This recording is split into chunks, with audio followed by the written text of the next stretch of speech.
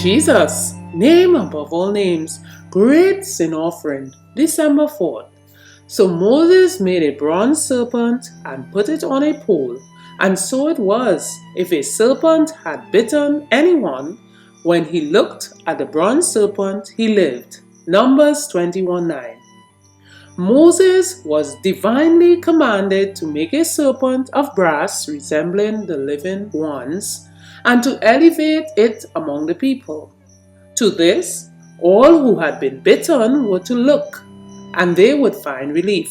He did so, and the joyful news was sounded throughout the encampment that all who had been bitten might look upon the brazen serpent and live.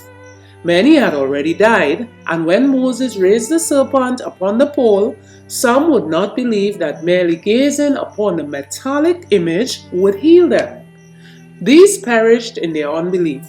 Yet there were many who had faith in the provision which God had made.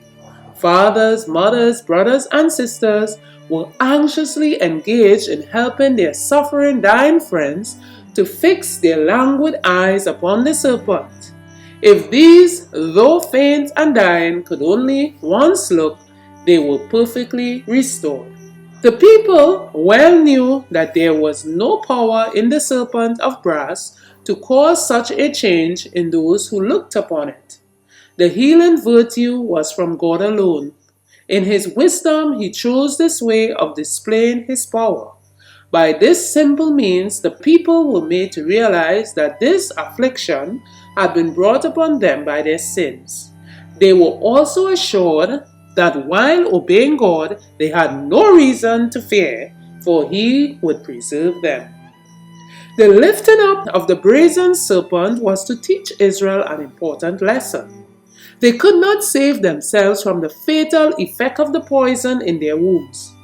God alone was able to heal them, yet they were required to show their faith in the provision which He had made. They must look in order to live.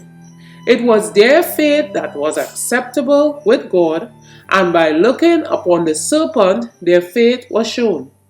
They knew that there was no virtue in the serpent itself, but it was a symbol of Christ, and the necessity of faith in His merits was thus presented to their minds.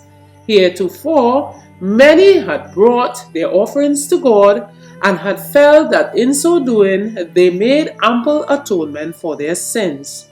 They did not rely upon the Redeemer to come, of whom these offerings were only a type. The Lord will now teach them that their sacrifices in themselves had no more power or virtue than the serpent of brass, but were, like that, to lead their minds to Christ, the great sin offering, Patriarchs and Prophets 4:30.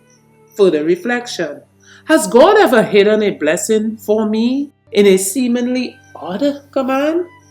From Jesus, name above all names, page 356.